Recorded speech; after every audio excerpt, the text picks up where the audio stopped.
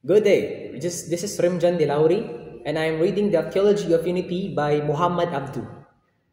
The philosophical question it addresses is: can belief in God's unity or monotheism be rationally demonstrated, or it is a merely inherited tradition?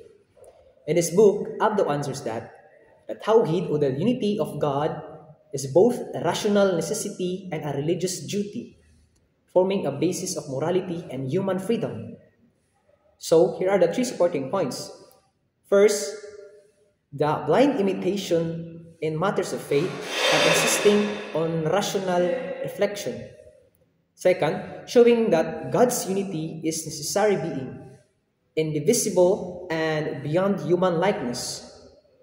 Third, linking Tawhid to ethics and civilization, or the unity of God, which is Tawhid, making it a foundation of responsibility, justice, and community.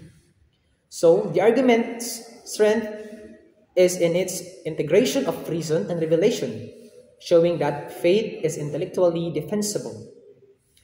Its weakness lies in the tension between the universal reason and the reliance on Islamic revelation, which may limit its appeal outside the faith.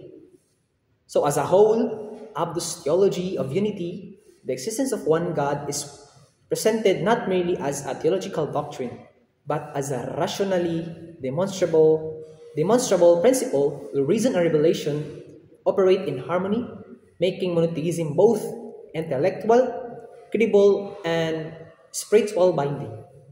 That's all. Thank you.